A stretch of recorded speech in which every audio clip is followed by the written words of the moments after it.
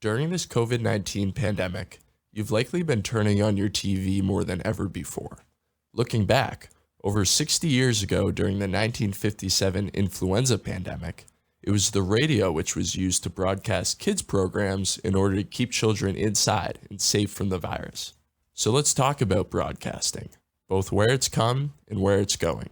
On today's Marketside Chat, join Jack Boyd, Kyle Copeland, Tom Kenny, and myself, Cord Callahan, as we sit down with Larry Wert, a veteran TV and radio executive who shared his experiences of working for major broadcasting corporations like NBC, his perception on the evolution of media, and even his involvement in developing some major talent, including Oprah Winfrey.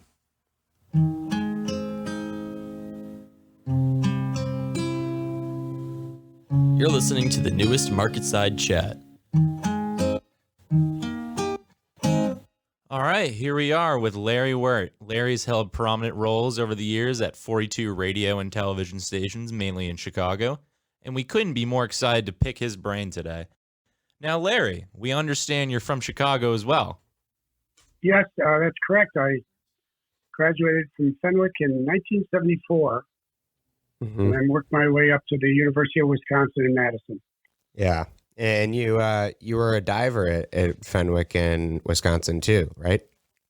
Yeah, I was. I was involved in all kinds of aquatics while I was at Fenwick and when I was younger, water polo, swimming, diving. And I was lucky enough to receive a scholarship to go to Wisconsin. And I spent 4 years on the swimming and diving team there. And that was much of my goal and priority at that time. I had a bit of a mentor in the sport by the name of Ken Sitzberger, who won a gold medal for us, the U.S., in 1964. He became my coach and helped me through Fenwick. And then, we had a similar, same coach in Wisconsin. He went to Indiana. Unfortunately for me, I didn't make the Olympic team. And I moved on to a business career post-Wisconsin. Yeah, so Larry, now you've left Wisconsin, you're done with diving. Were you originally looking for a career in sports broadcasting? Yeah, so my first job, as I left Wisconsin, I was in the ad club and I met some speakers from Leo Burnett, Chicago.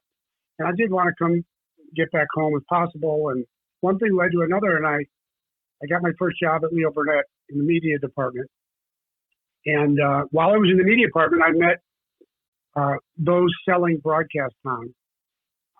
And that's when I pivoted to the other side. And I got my first job selling media with ABC TV in Los Angeles, the local affiliate there.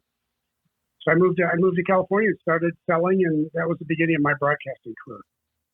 Wow. So now you're in California, you're working for ABC.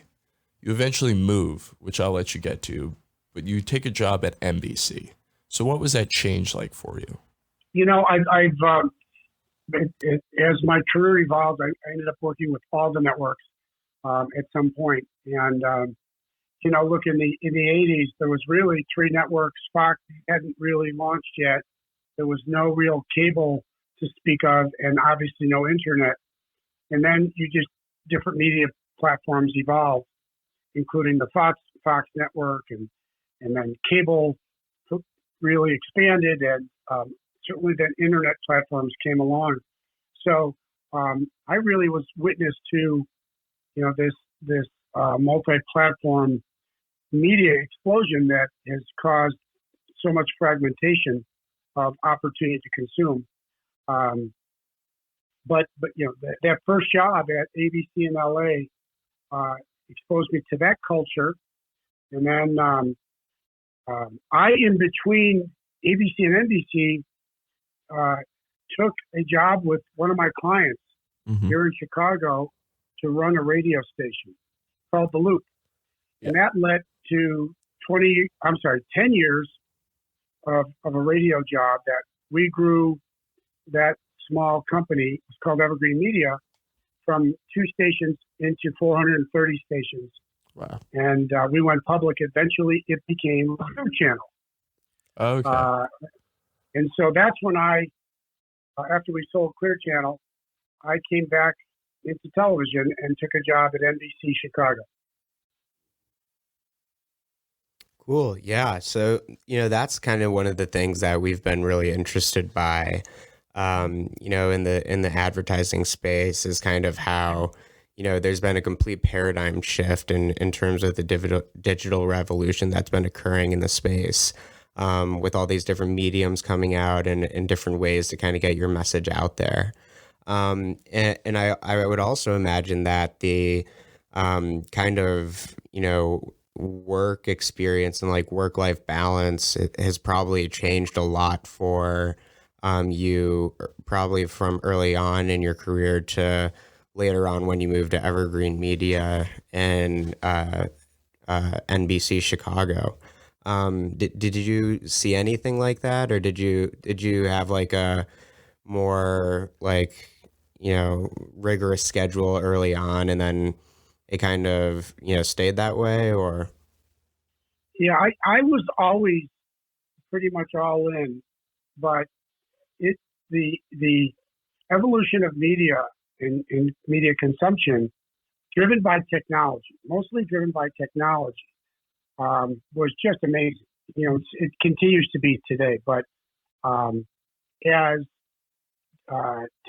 technology capability changed, and we went from recordings on tapes and tape players to CDs, and then eventually moving to just a digital connectivity that didn't need physical media, really. That lent itself to what's going on today, which is the term we use called OTT, over the top, and that's content direct to consumers that they can get just via internet bandwidth. That evolution and the business models around it absolutely pushed those who were in the industry to engage at a much higher level. I mean, the advertiser model, which in the 70s and 80s and even prior supported all programming, had evolved more and more towards a subscription model. So the two ways you make revenue in media, generally advertising or subscription, and sponsorship is part of advertising. There wasn't that much subscription at all in the 80s. Cable started subscription, and cable was the first to charge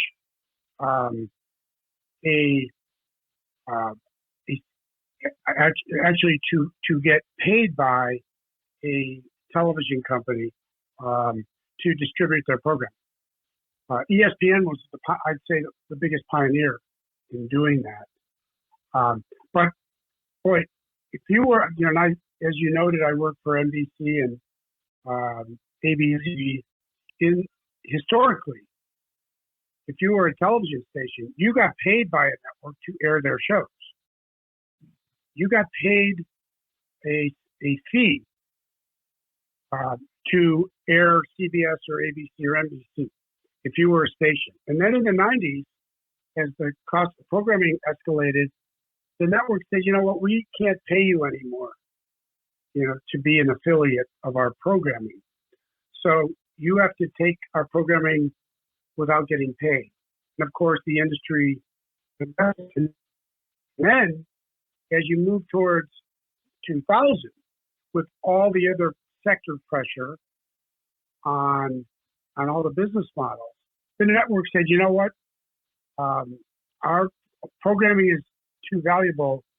You now have to pay us to be an affiliate.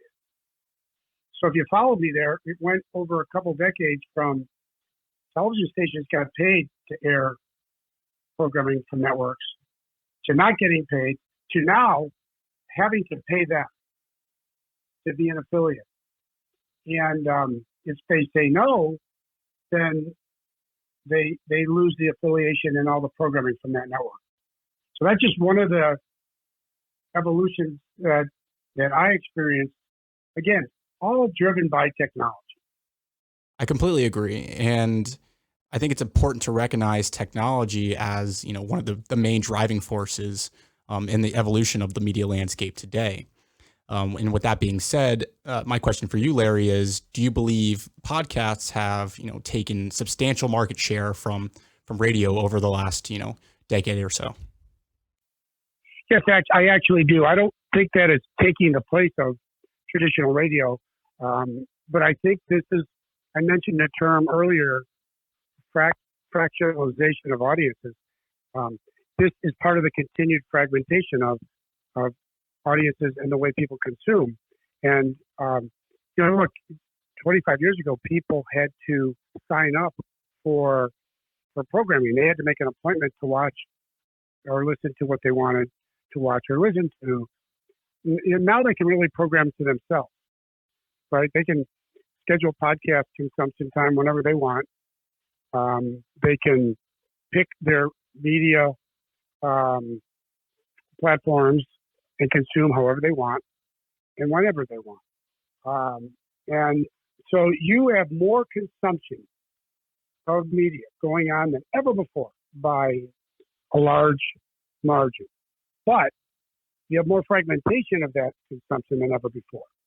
So in essence, you really have many more smaller audiences. And then you add to it that there's a multi-screen consumption going on. Like, for the most part, people are looking at one screen while they're also looking at another, right? There's often television consumption going on with a smaller screen in hand. And so, multi-screen consumption is something else that's happened over the last decade as well. Podcasts in the last 24 months have really exploded. Really anyone can jump in, right? The barrier to entry doesn't really exist. The question is, how much scale can you acquire of those who will be a consistent consumer of your podcast? That's the challenge, and like everything else, everything's relative, but there'll be winners and losers. Yeah. So Larry, in all the time that you spent managing both radio and television, did you ever prefer one to the other? I often got that question, and I used to say, to some extent, radio really pushed the creativity boundaries, more specifically. But now I look back and I think that is because I was involved with a very unique talk radio environment. And look, podcast is lending itself to a talk conversation environment, an engagement between those talking and the audiences. And so the talk format has become more challenged in traditional radio. Most on AMs, which are over time more challenged as well. And the advertising support, again, that's gotten fragmented. So the traditional talk formats have, I think, kind of, I don't want to say become extinct, but they have moved to other platforms like podcasting, like cable talk shows. And again, there's not one place to go anymore. So Larry, now that we're on the topic of talk shows, I was told that you were involved in the hiring of Oprah. Is that true? Well, I can't give myself too much credit. One of my mentors and my boss, Dennis Swanson, probably the most influential person in my entire career. He was actually the news director in Los Angeles when I moved out to my first job. But when he became the general manager of Channel 7 WLS in Chicago, he wanted to find a new talent. And we did a talent search. And I was lucky enough to be in the room one day when it came down to two individuals. And he asked everyone in the room to vote. Oprah was one of them, and then a woman who's still there, Janet Davies, was the other. And given a bit of a split vote, the decision was to hire both of them. Which is what he did. But I was able to be involved with the first advertising sales for her, and then when she went national in 9 months, which is just unheard of, and it was just immensely successful. And of course, she even though she doesn't do the daily television show anymore, she's moved on to other platforms. O Magazine and her own channel with Discovery. She's got her own cable channel, and she's obviously a global brand.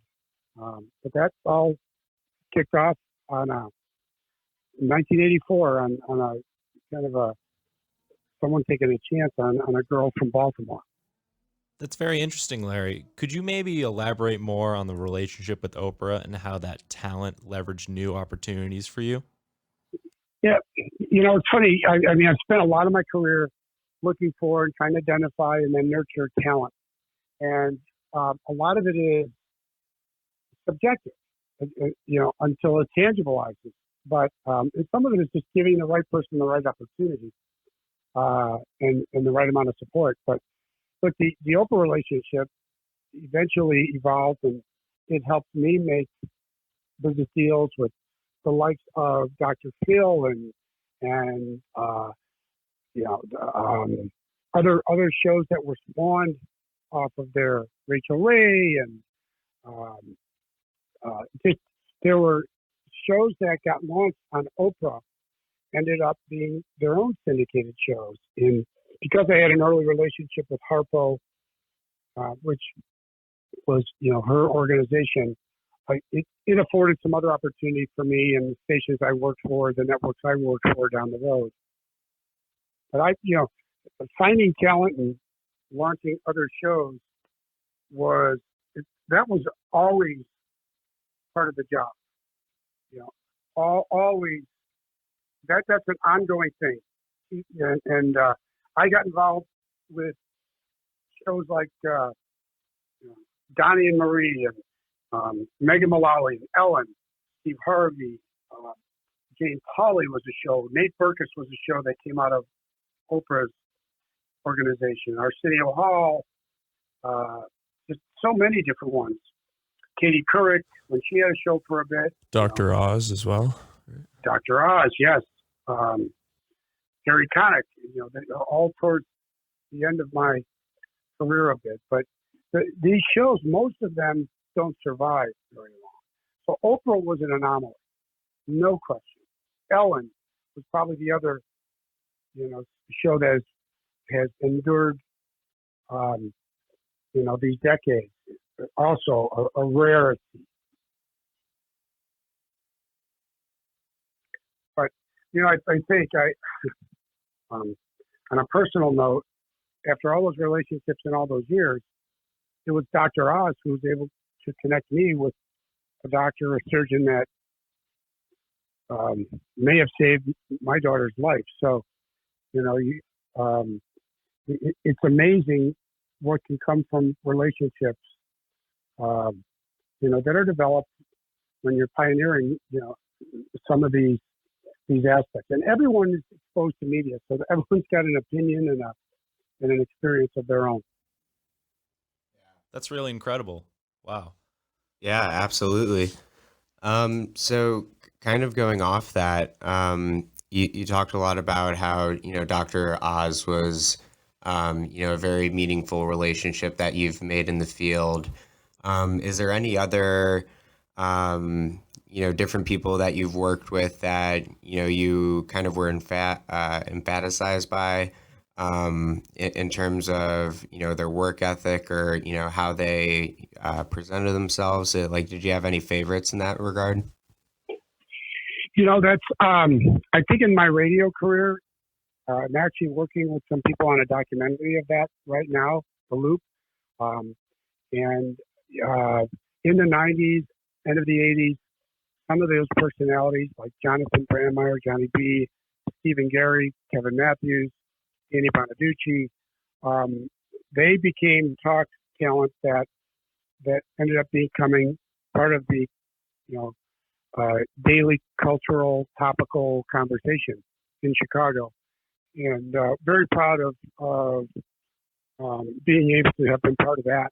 When I was running TV stations, you again talking about talent and finding people. I had a few that so many, right? But of note, just out of Chicago, Ginger Z, found her in Grand Rapids and brought her to NBC Chicago. She's now Good Morning America.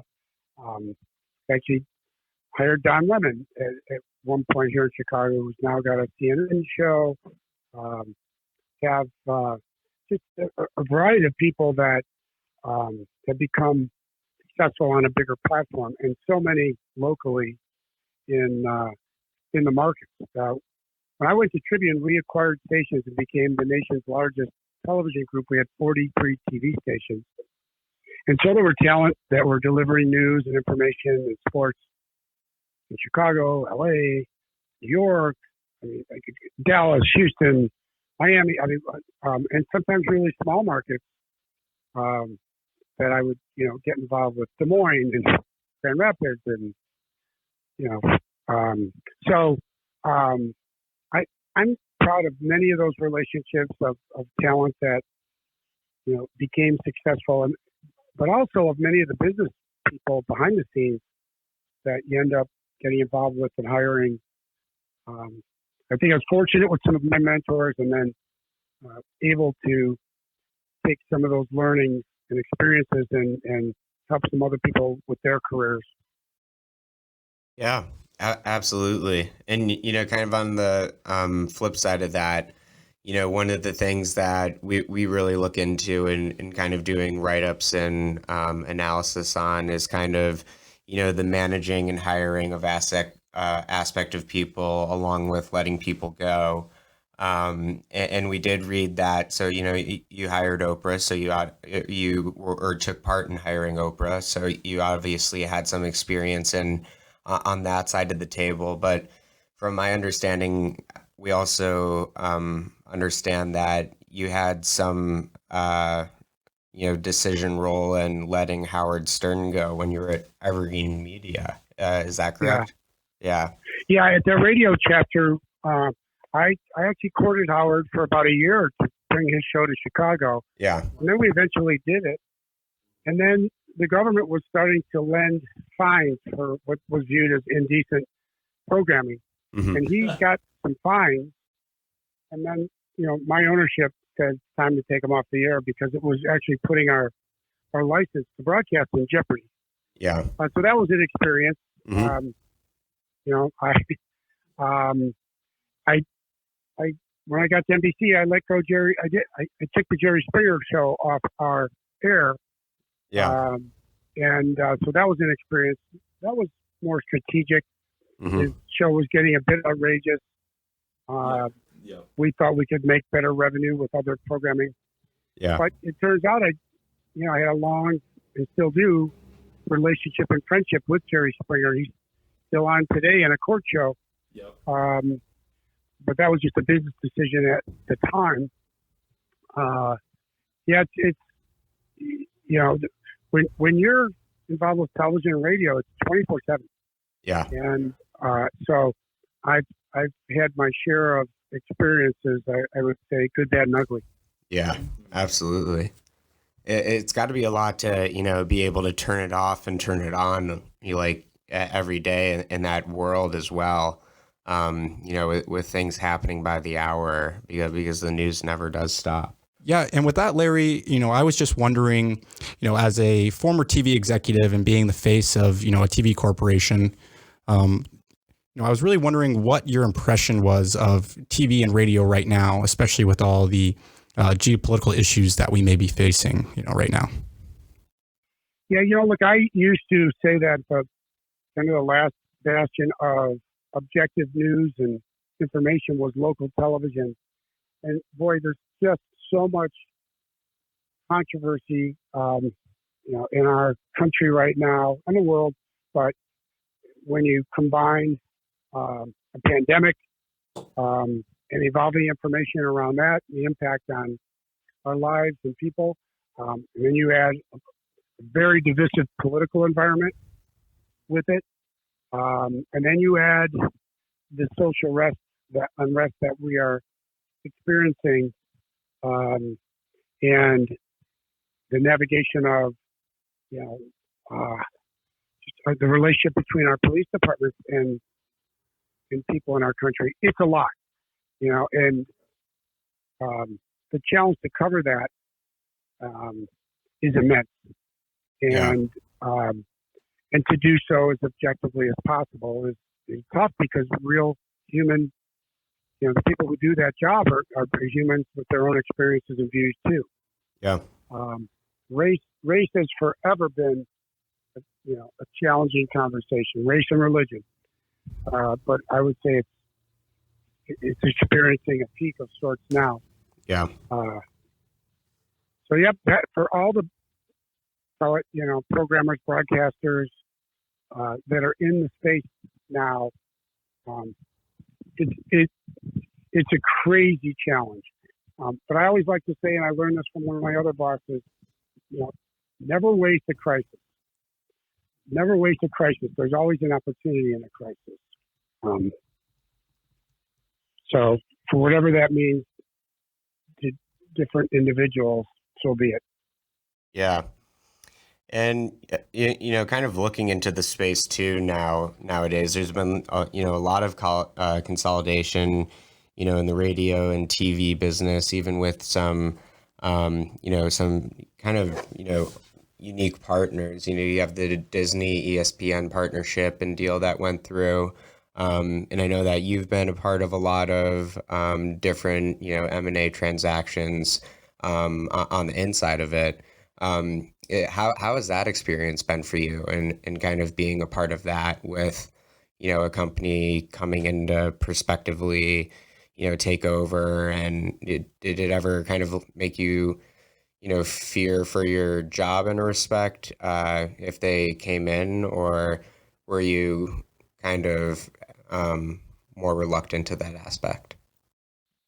Yeah, those have all been interesting experiences, and they're kind of like no two are totally the same, because every company is a different culture, generally influenced by the top. Yeah. But I've been a part of many of those types of transactions. The first big one is when I worked for ABC in 1986. Warren Buffett loaned a small company called Capital Cities $2 billion, and they bought ABC for $3.5 billion, which was the first big acquisition. And boy, was that a cultural shell shock, when kind of David bought Goliath, and they came in and they changed things significantly. Yeah. Ironically, they sold 10 years later to Disney for $18 billion. But then in the radio company, we got to the over 400 stations by acquiring. So we bought big and small companies to get to that. And all of those, every time you acquire through M&A an organization, there's generally some sort of integration that has to take place. So, and they're all a little different. And then when I worked for NBC, when I started, we were owned by GE. When I left, we were owned by Comcast. So those are very different types of companies too. So look, every one of these, the employees and those affected absolutely experience some level of anxiety, because of the uncertainty of how things are going to be with the new culture. But look, you just try and navigate with an open mind and be transparent, and with the goal of making a better outcome, a better you want 1 and 1 to be more than 2. Yeah. That's the goal anyway. But Yeah. no question, these are all challenging. Yeah. So one of the things that we're really invested in and interested in doing at our firm is providing information on personal finance, and how you can essentially kind of build wealth regardless of whether you're making $1 million or $50,000, and kind of getting at that aspect. And obviously you've had a lot of different experiences in the media industry, and I would assume that probably had a lot of turnover for you as well. So maybe if you could kind of speak to maybe how you kind of adapted to that kind of lifestyle in terms of like what decisions you kind of made early on, if anyone kind of like mentored you through the process and stuff like that. Yeah, I think a lot of it for me was trial and error. Yeah. And, like every business decision has a risk reward to it. Mm-hmm. Quite frankly, all decisions do. And, so I've had my share of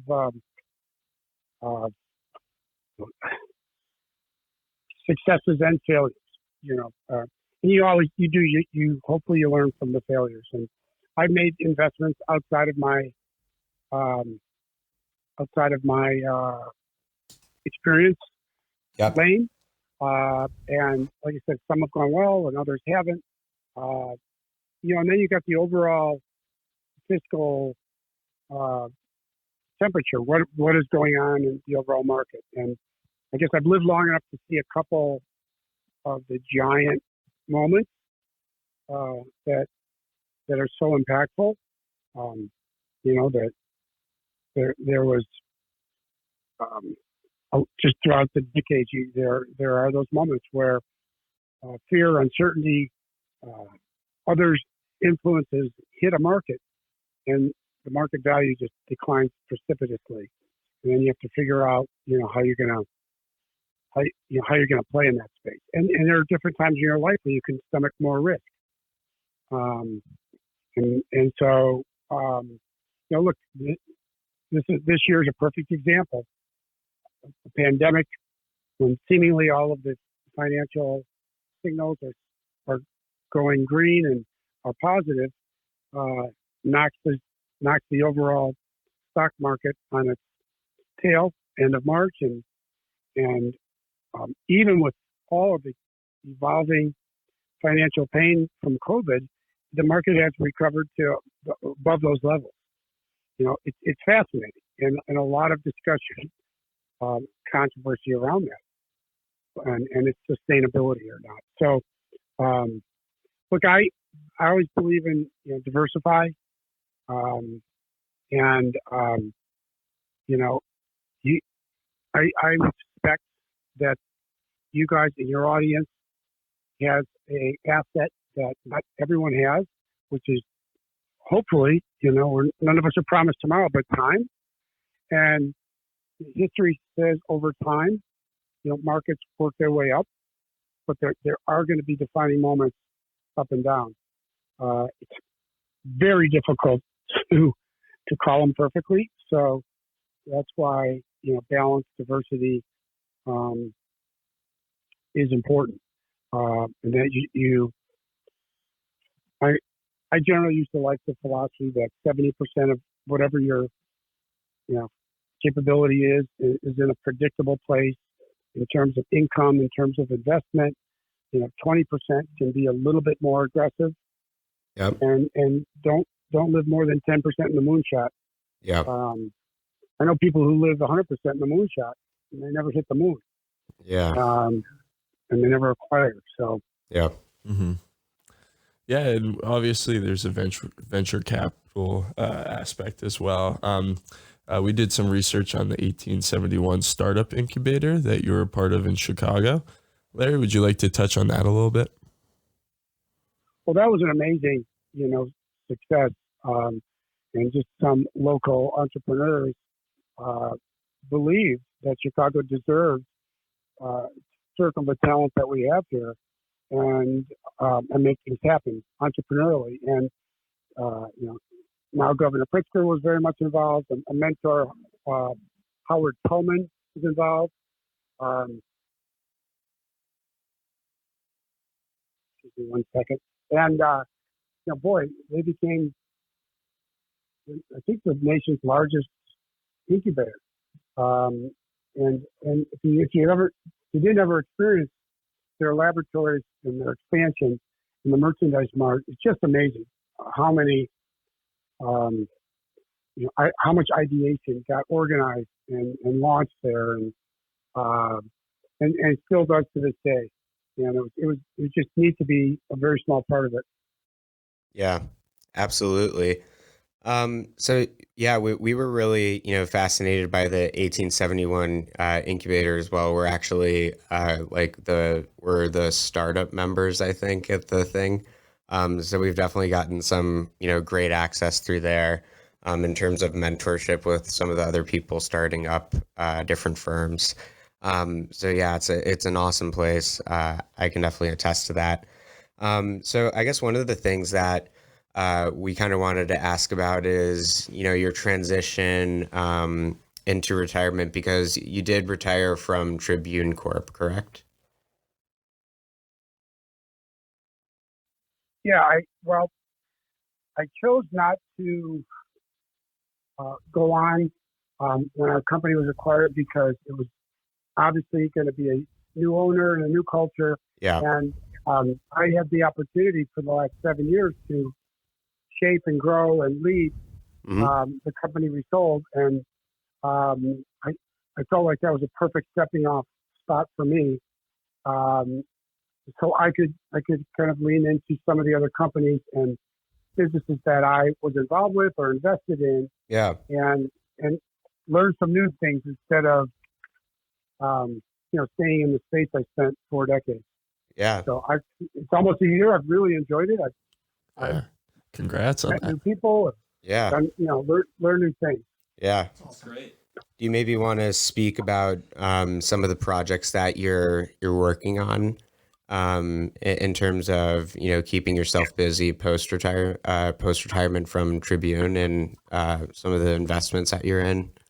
Sure. I've joined a few boards. Yeah. I'm one's in the hemp industry, and I've joined. I've been involved with some online gambling companies. We owned a company in Tribune called Covers.com, and now I've been involved with some of the data companies that are going to ultimately be supporting the online gambling companies as the regulatory process opens that up. I mentioned I'm on board of a hemp company. I'm involved with a whiskey company that was launched 3 years ago called Uncle Nearest, and super excited about that. It's the fastest growing, most awarded whiskey in the world right now. I'm involved in a home healthcare company that sends nurses out to homes when patients, have needs. Yeah. And, a few other things, but it allows me to stay very diversified in what I'm learning about. And I spent a lot of years, call it on, although no 2 days were the same in my broadcasting career, it does become a bit of a hamster wheel at some point. And now I'm getting a nice balance of, differentiation, and my learning curve is more vertical now that I'm doing new things. Also doing some programming. I'm involved with a company called CineSpace, which has become the nation's second largest studio, and it's here in Chicago, and working on some programming initiatives there. Yeah, I think that's awesome that you're able to stay involved in all the various different things, and I believe it's really important to kind of stay engaged in that learning aspect on any facet of life. And that's kind of also something that we try to do here, is never really spread ourselves too thin, but always, never be afraid to try new things. So yeah, I think it's exciting what you guys are doing, and I look as there's a simple term I use a lot when I'm asked for any advice, and it's like, just stay curious and follow up on your curiosity. And it sounds like that's what you guys are doing Trust but verify. Try some things, but there's so much access to information and data now more than ever for everybody. That most everything out there doesn't have the same barrier to entry, so much is possible. Yeah, it certainly is. Well, it looks like we're about out of time now, Larry. I just really want to thank you for sharing with us your own experiences and your outlook on the broadcasting world around you. So once again, thank you from everyone here at the studio, Larry. Sure, guys. Thanks. I appreciate you taking some time with me. Enjoyed chatting with you, and wish everyone the very best of luck. Yeah. Thanks so much, Larry. Thanks, Larry. Okay, take care. Take care, Larry.